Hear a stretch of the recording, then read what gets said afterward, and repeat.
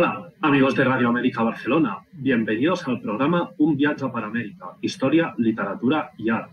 Soy el doctor David Tella, presidente de la Asociación Americanistas de Cataluña, y hoy os presentamos al doctor Rafael Mora Ramírez.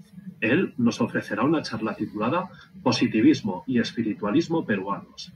Asimismo, si nos queréis proponer temas para exponer o contactar con nosotros, podéis hacerlo al correo electrónico asoamecat@gmail.com. Deletreo asoamecat@gmail.com. Comencem. Buenas tardes, Rafael. Gracias por acompañarnos al programa. ¿Desde dónde nos habla? ¿Qué tal? Actualmente me encuentro en Lima, Perú. Agradezco gentilmente la invitación y esperamos pues que podamos tener una conversación productiva, pues tanto para uno para el otro como para también los que están escuchando esta transmisión. Adelante, pues. Bien, en el título hemos visto dos elementos. Por un lado, tratamos el positivismo. ¿En qué época surgió? ¿En qué consiste? Es un tema a nivel académico muy estudiado, es el siglo XIX. Estamos hablando, en el caso del Perú, la guerra con Chile sirve como detonante, sobre todo para un pensador muy peculiar que es Manuel González Prada. El positivismo está representado por Augusto Comte en el caso de Francia, pero también cuenta con difusores ingleses como Herbert Spencer. De hecho, la ramificación spenceriana es la que llega al Perú. Es por eso que aquí en el Perú se suele hablar de un positivismo evolucionista, al mismo tiempo que de un organicismo, dado que, como usted sabe, los positivistas evolucionistas concebían a la sociedad como un organismo, ¿no? Un organismo que evoluciona, que crece por leyes internas muy propias. Bueno, el positivismo es la idea de que la ciencia va a ayudar al progreso de la sociedad. Mientras se desarrolle la ciencia, mientras se haga industria, mientras se haga tecnología, esto va a reflejarse en mejores condiciones de vida y más salud, más felicidad social incluso. Lo cual pues es una idea, hoy en día nos damos cuenta, ¿no? Bastante inocente, pero que en su momento tuvo sentido, ¿sí? Entonces, estamos hablando pues en el siglo XIX, pleno industrialismo, el capitalismo está a todo dar y las guerras se dan, como en nuestro caso ocurre con Chile y Perú, ¿sí? Entonces, estamos en este contexto, en la guerra con Chile. Permítame, Rafael, ¿este fenómeno guarda relación con el contexto social de la época? Claro. ¿Qué sucedió? Que había pues un desacuerdo entre Perú y Chile con respecto a cuestiones monetarias, por eso algunos le llaman la guerra del guano y el salitre, ¿sí? Por recursos en realidad, ¿sí? Por un terreno, por recursos. Pero eso, ¿qué significó? Es que tener los recursos significaba pues tener cierto, por supuesto, una ventaja, ¿no? En una competición, en esta competición por generar más riqueza. Entonces, el positivismo, por supuesto, servía como un contexto bajo el cual si las naciones, sobre todo las jóvenes naciones sudamericanas que habían logrado su independencia hace muy poco, ¿sí? Bueno, en el caso del Perú, ¿no? 1821, ¿sí? Entonces, imagínense, ¿no? Que en 1879 ya hay una guerra, ¿sí? Pues eso, por supuesto, genera, pues, bastante inquietud, ¿no? Entonces, el positivismo que luego vendrá siendo contrastado por el espiritualismo, va a venir a dar un contexto, un sentido a el desarrollo de los pueblos, ¿no? Entonces, por eso es que algunos incluso tachan a la postura de Herbert Spencer como la de iniciadora, ¿no? del darwinismo social, ¿sí? Y de algunas posiciones un poco racistas, ¿no? Eh, por ejemplo, ¿sí? Eh, por ejemplo, bajo el contexto de Spencer, los pobres, no, o sea, Herbert Spencer piensa así, ¿no? O al menos algunos de sus intérpretes lo interpreta de la forma en la cual voy a explicar. La gente que es pobre, naturalmente debe desaparecer. Es parte de la evolución. Entonces, es necio, desde un punto de vista socialista, tratar de ayudarlo, cuidarlo. ¿Por qué, no? O sea, no forma parte de la evolución. Por ejemplo, ¿no? Eso se traduce luego después, como ya hemos planteado ahorita, en darwinismo social, que va a suceder, bueno, obviamente con más énfasis en otros países. Pero sí, hubo algo de eso acá, y por ejemplo la figura de González Prada en ese punto destaca, ¿no? En ese punto destaca, por supuesto. Entonces ahí ese se venía a ser el contexto que estamos planteando.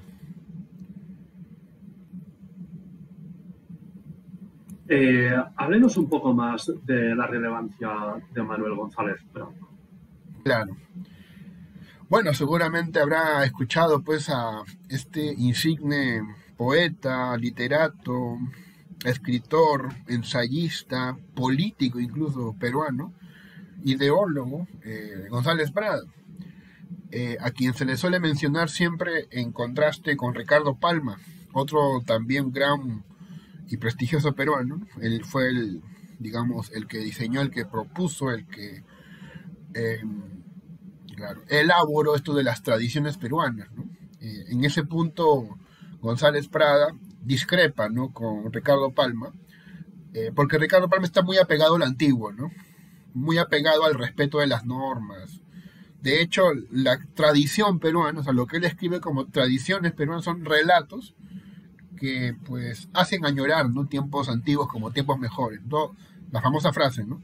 Todo lo pasado fue mejor, o todo tiempo pasado fue mejor. Bueno, eso en González Prada no es correcto, ¿no? Él tiene una frase que lo pinta de cuerpo entero, la cual es: los viejos a la tumba, los jóvenes a la obra, ¿no? Para González Prada, pues Ricardo Palma era uno de tantos viejos, ¿no? Irreverente, espíritu libre, González Prada, representante tanto del positivismo como del anarquismo. Y esto es una mezcla muy, muy peculiar, como dirían algunos profesores peruanos ya antiguos, ¿no? Muy sui generis, ¿no? Una mezcla muy sui generis. Porque siendo positivista, exaltaba la ciencia, por supuesto, ¿no? Siendo positivista, a tal punto exaltaba la ciencia que, por ejemplo, ¿no?, yo tengo pues también algunos escritos con respecto a González Prada. Yo recuerdo que él hizo un poema, ¿no? Un poema a la ciencia. Esto lo pueden encontrar en un libro editado por la Academia de la Lengua Peruana, ¿sí? 100 años de Manuel González Prada, que tuvo el buen tino de publicarlo. Y miren el poema que le dedica a la ciencia, ¿no? Eres el dios del porvenir, oh ciencia, cuando vuelen rasgadas en jirones las Biblias de las falsas religiones, tú brillarás intacta en la eminencia. Tú el hambre ahuyentarás y la indigencia. Tú enlazarás naciones a naciones, y a siglo de placer y de ilusiones, dilatarás acaso la existencia. Tú, penetrando en el sepulcro yerto del fondo de la negra podredumbre, harás acaso renacer al muerto, y al ser la tierra habitación colmada, transportarás la densa muchedumbre a la infinita bóveda estrellada. Es una celebración de la ciencia, ¿sí? Él, sobre todo, confía en la juventud que pueda desarrollar esa ciencia, Eh, y de hecho hay, ¿no? Hay gente muy enamorada de la ciencia del Perú en ese momento. Uno de ellos vamos a conocer después. Será Daniel Alcides Carrión, también un famoso peruano, conocido porque se inyectó una enfermedad, ¿no? Se inyectó el agente patógeno que causa una enfermedad. ¿No? Hoy en día los científicos son mucho más prudentes, ¿no? Van con la ratita, no sé, con el perro, el gato, ¿no? Aquí, pues, en Perú se hacen las cosas a veces un poco apasionadas. Entonces, este señor se inyectó un agente patógeno de la verruga peruana, la verruga, ¿no? Para descubrir si la verruga peruana era o no era lo mismo que la fiebre amarilla. Trágicamente murió, pero descubrió, o sea, dio la respuesta, sí es lo mismo, ¿no? Lo cual supuso una mejor forma de tratamiento, ¿no? Para futuros pacientes. Otros famosos positivistas fueron Javier Prado, por ejemplo. Incluso hay uno Jorge Polar, que está más vinculado con la estética, imagínense. Y también tenemos el anarquismo, ¿no? De González Prada. Él de repente dice muchas cosas que cuando uno lee a González Prada y luego mira la política actual, se da cuenta pues de que parece que no hubiera pasado el tiempo. Porque tú ves lo mismo, ¿no? Gente que no sabes tú por qué está en el Congreso, o gente que no sabes tú por qué está gobernando. Ellos ni tienen ni idea. Y él se queja, ¿no? Entonces tú lees sus quejas y dices, ¿esto de qué año es? ¿De qué año es? Y tú dices, wow, es de hace 100 años. Y se repite, ¿no? Él llama a los políticos, los critica, los cuestiona, sobre todo a los políticos por los cuales perdimos la guerra con Chile, porque sí hay una historia ahí detrás, ¿no? Había un militar, ¿sí? Que le llamaban el Brujo de los Andes, ¿sí? Ahorita no me acuerdo su nombre, pero su apodo era ese, ¿no? El Brujo de los Andes, creo que es Cáceres, me parece, que sí estaba dando batalla desde la sierra a los chilenos. Pero en Lima se armó una especie de grupo que dijo, bueno, mejor hay que rendirnos, ¿no? Hay que rendirnos, hacer un pacto y bueno, la gente de bien aprovechará esa derrota para juntar sus bienes y salir del país o protegerse. Entonces Cáceres ahí se molestó porque él estaba dando batalla, ¿no? Y en Lima ya se rinden, ¿no? En Lima, por eso es que González Prada revienta y dice, pues, ¿cómo es posible, ¿no? Que por culpa de estas personas hayamos ¿no? llegado a este desarrollo, ¿no? Es anarquista, no cree en el Estado, culpa a la iglesia de la ignorancia, culpa a los militares de la violencia, guarda esperanzas en el individuo. El individuo debe ser el sentido de un país, no el Estado. Entonces, incluso cita a individuos que para él son grandes peruanos, ¿no? Como Grau, por ejemplo, ¿no? La leyenda de Grau, como ustedes saben, dice, Grau fue el último y murió con su barco, ¿no? ¿Sí? Que es un hombre digno, ¿no? O Bolognesi, que también, ¿no? Como dice la frase, ¿no? Hasta el último cartucho. De hecho, sí, murió en batalla, ¿no? Entonces, justamente González Prada aprovecha y dice, no, fíjense en esos grandes hombres, ¿no? O sea, tampoco se depriman, ¿no? O sea, sí, el Perú tiene problemas, ¿no? Pero hay gente valiosa. González Prada es todo un tema, pero creo que hasta ahí podemos decir algo interesante sobre él. Muchas gracias por hacernos esta aproximación a González Prada. Por otro lado, hablemos sobre el otro gran protagonista de hoy, el espiritualismo. ¿En qué consiste exactamente? Fíjense, el espiritualismo es una corriente que exalta la metafísica, que exalta la estética, que exalta el arte, digamos lo subjetivo, ¿sí? Lo valorativo, incluso la religión, es todo lo opuesto. El espiritualismo tiene representantes en el Perú, pero también una influencia extranjera, ¿no? La influencia parece ser Henri Bergson, ¿sí? Indiscutiblemente parece ser Henri Bergson. Y los peruanos que le tomaron el apunte a Henri Bergson, uno de ellos fue Alejandro Deustra, ¿sí?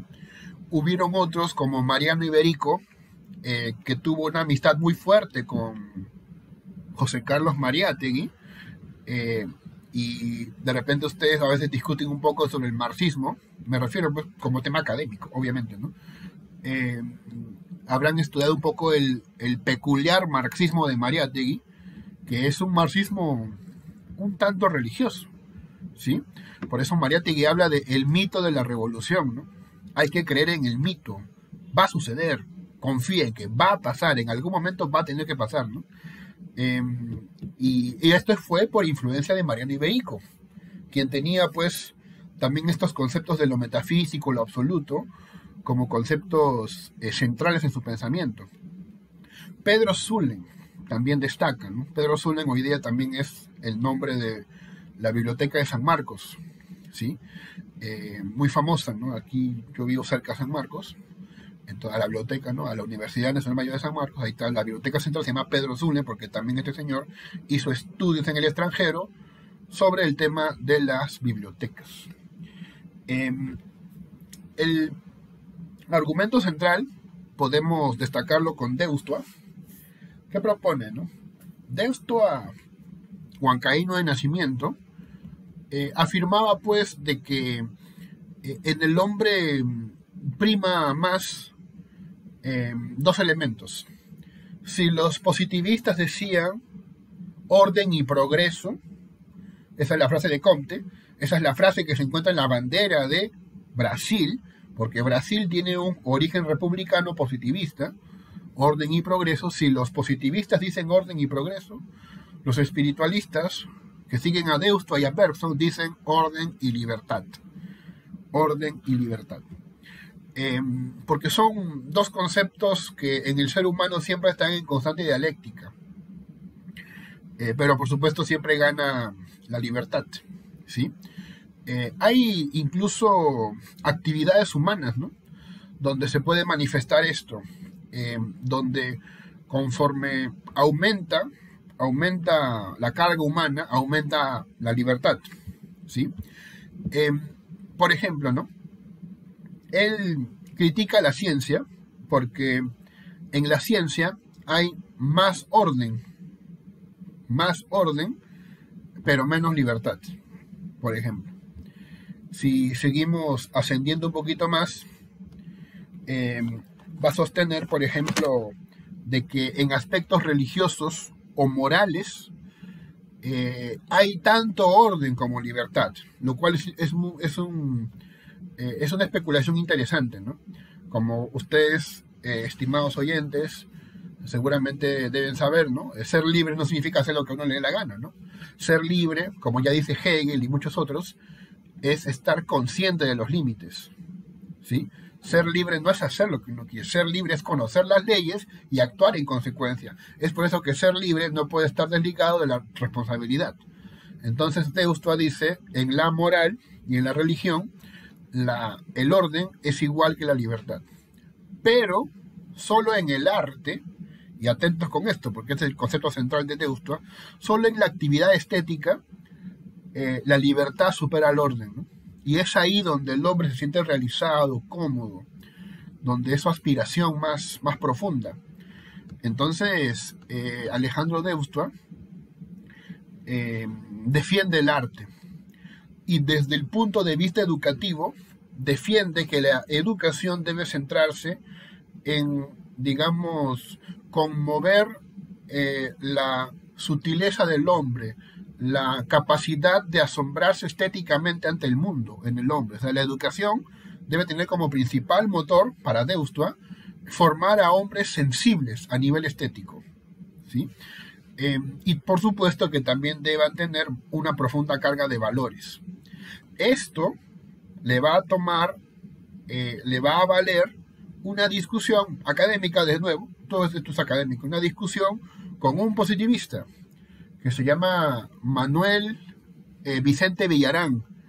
Este señor, Manuel Vicente Villarán, discute con Deustua en torno a la educación, porque para Villarán, como buen positivista, la educación que vale la pena es una educación técnica, una educación basada en la ciencia, una educación que aproveche la riqueza del país.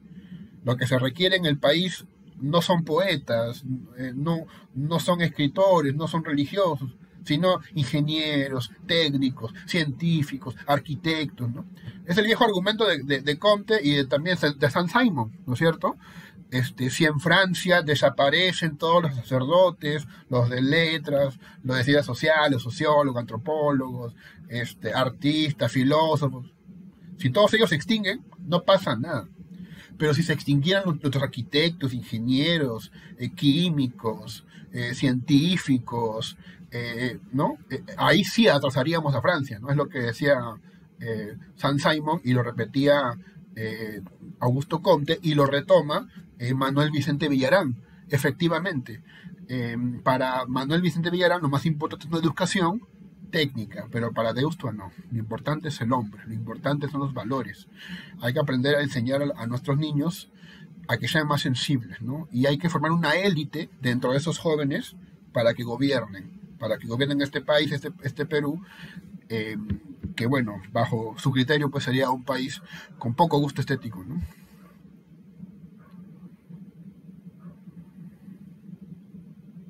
Entonces, si vamos a 200 kilómetros por hora por la autopista, no somos libres, ¿no? Claro, sí. Vamos a ver, ¿no? Por ejemplo,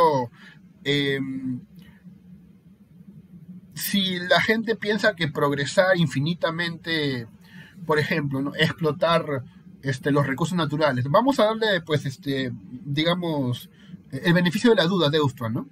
Podría tener razón, ¿no? O sea, tanta ciencia al final que ha terminado siendo, ¿no? Contaminación, suciedad, islas de basura, ¿no?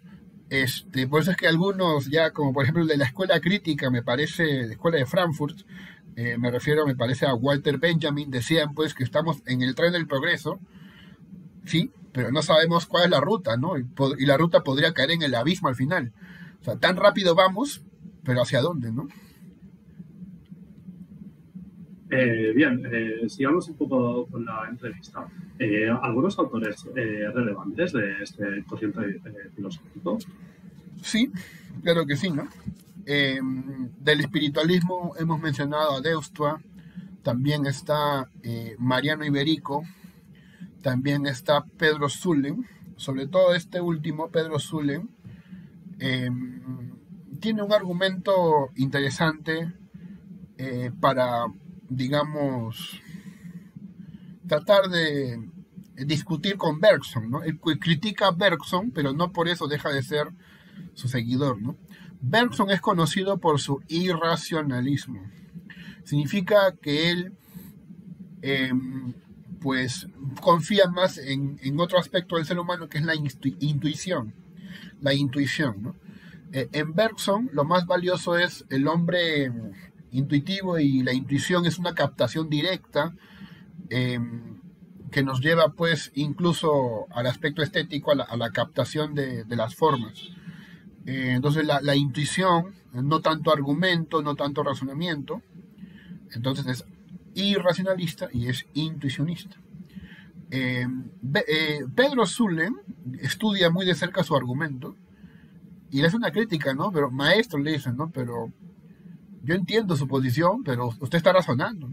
Usted es filósofo, además, ¿no? O sea, inevitablemente está ofreciendo un argumento, está razonando, está ofreciendo un argumento racional para sustentar su irracionalismo, ¿no? Se cuenta incluso que le escribió una carta a Bergson y Bergson le respondió, mire, qué interesante, como que lo felicitó, ¿no? Por esa crítica que tiene sentido, ¿no? Claro que sí, ¿no? Tiene sentido. ¿Cómo puede sustentar el irracionalismo si está razonando igual, ¿no? Bueno, claro. Pedro Zulem también es conocido porque estuvo, digamos, la buena idea de conformar la Asociación Pro Indígena con una famosa peruana en ese entonces que era Dora Mayer, ¿no? La Asociación Pro Indígena en ese momento pues buscaba velar por el bienestar de los campesinos, de los indígenas, ¿sí?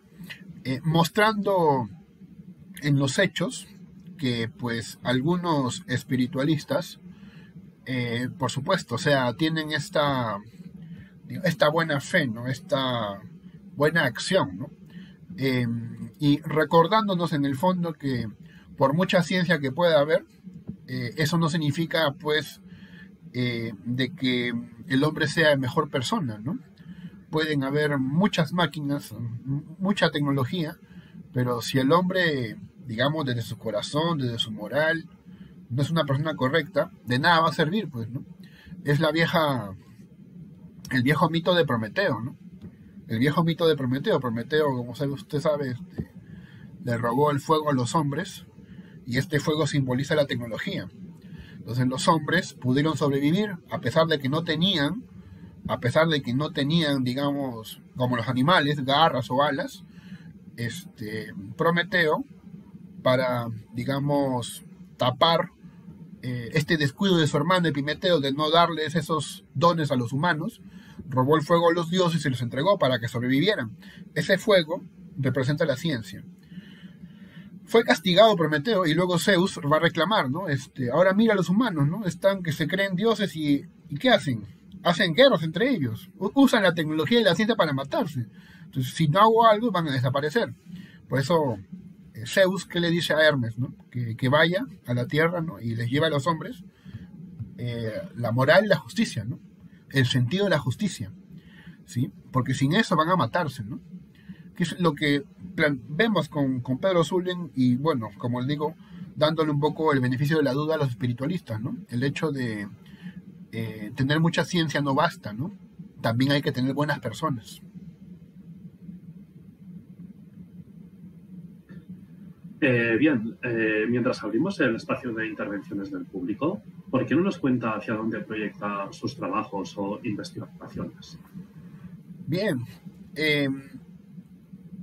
yo soy un filósofo egresado de la Universidad Nacional Mayor de San Marcos. Estoy trabajando actualmente en la Universidad Nacional Federico Villarreal, en el Departamento de Filosofía, y también en la Universidad Nacional de Ingeniería, en el Departamento de Estudios Complementarios. Mis intereses son la cultura, la lógica, la epistemología y, por supuesto, la filosofía también. He escrito algunos textos y que los pueden revisar por internet, ¿no? Ahí están disponibles. Por ejemplo, libros sobre lógica, investigando a la lógica desde el punto de vista filosófico. También he escrito una novela que se llama Juventud en Lucha, que ha sido publicada este año, ¿no? Por motivo de un proceso social que hubo acá, ¿no? De una marcha que hubo, la cual se le llamó la Marcha del Bicentenario, ¿no? En la cual me documenté bastante, ¿no? Y ya también participé, ¿no? Entonces decidí escribir algo para recordar, porque lo que sí es cierto, y lo dice González Prada, es que lamentablemente al Perú le falta memoria, como a muchos países, pero sobre todo al Perú, ¿no? Y a veces si no recuerdas las cosas que pasó, si no se las recuerdas constantemente, se olvidan. Entonces vuelven a elegir al corrupto, vuelven a elegir al congresista ladrón, ¿no? ¿Qué es lo que pasa acá, ¿no? Que si el político da regalitos, lo eligen otra vez, ¿no? ¿Qué es lo que pasa? Bueno, entonces me dirijo a eso. Estoy ahorita participando en algunos concursos de ensayos. Por cuestiones de reglamento no puedo decir en cuál, para evitarme dificultades, pero sí, me gusta participar, competir, a ver en qué nivel estoy, ¿no? Bueno, igual lo importante es competir, ¿no? Ya si uno gana o no gana, eso no lo dice uno, ¿no? Lo dirá la historia. Así es.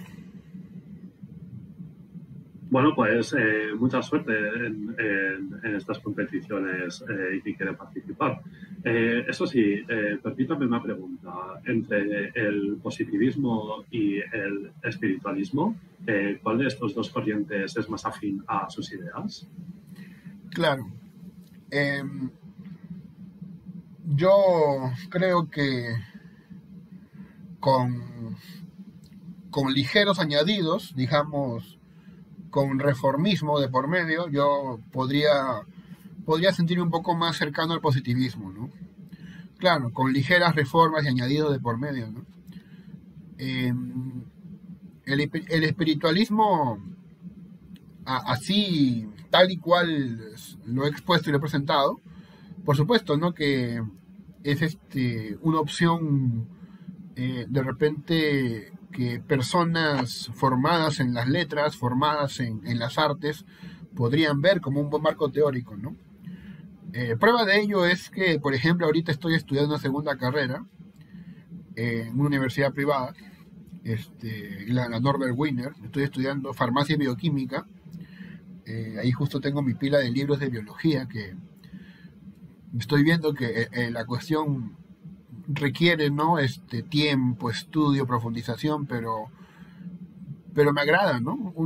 Justamente hoy estuvimos viendo un experimento, bueno, a grandes rasgos, ¿no?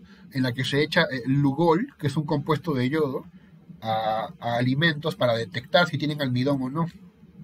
Y vi un experimento, y esto lo digo para comentario, ¿no?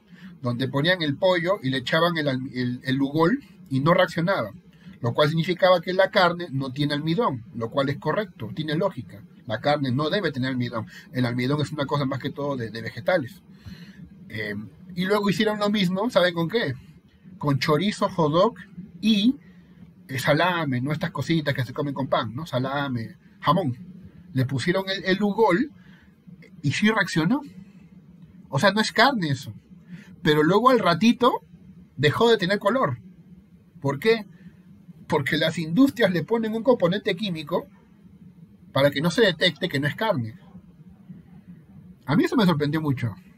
Y yo dije, wow, esto es lo que necesito, ¿no? Para de repente eh, tener una orientación un poco más clara al respecto de mis propios intereses, ¿no? Qué miedo saber un poco realmente lo que nos estamos escondiendo. Bueno, Sí. para terminar, ¿por qué no recomienda un libro a la audiencia? Ah, sí, por supuesto, sobre el tema. Ya, aquí sí hay 3 libros que quisiera recomendar. Dos de ellos sí los pueden encontrar por internet. Uno de ellos tal vez no. El primero es Historia de las ideas en el Perú contemporáneo, de Augusto Salazar Bondi. No sé si está por internet, creo que no. Pero los siguientes dos sí están. La filosofía entre nosotros, 5 siglos de filosofía en el Perú, de Augusto Castro. Lo ponen así tal y cual y les va a salir. Y el otro es más famoso, es creo que un libro puertorriqueño, sí, me parece que es puertorriqueño, Historia del pensamiento filosófico latinoamericano, una búsqueda incesante de la identidad. Y bueno, ahí van a ver no solo el caso peruano, sino también casos de otros países, ¿no? Y es interesante porque uno se da cuenta de que eh, precisamente el positivismo fracasó porque no pudo darnos el progreso que sí generaba en Francia, que sí generaba en Inglaterra. Eh, y es donde surge una teoría acá que luego van a ver más adelante, ¿no? Los que profundizan en ese libro, ¿no? Que es la teoría de la dependencia, ¿no? Eh, y lo digo como última intervención, ¿no?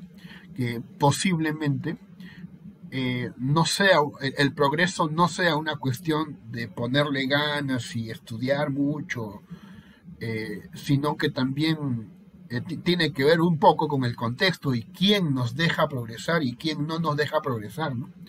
Es por eso que según la teoría de la dependencia existen países ricos y son ricos porque empobrecen adrede a otros, porque a pesar del mito no todos pueden ser ricos, ¿no? La torta de recursos del mundo no es infinita, entonces no todos pueden ser ricos, ¿no? Eh, entonces eso lo dejo pues como idea provocadora para que algunos puedan leer ese libro u otros libros más. Bien, doctor Rafael Mora, muchas gracias por acompañarnos esta tarde en esta conversación tan interesante. A todos sus radioescuchas, ¿no? Muy amables por su atención, espero que tengan un buen día, muchas gracias. Hola, amigos de Radio América Barcelona. De nuevo, el doctor David Tella, presidente de l'Associació Americanistes de Catalunya. Hasta aquí el programa Un viatge per América, historia, literatura y art. Hoy, el doctor Rafael Mora Ramírez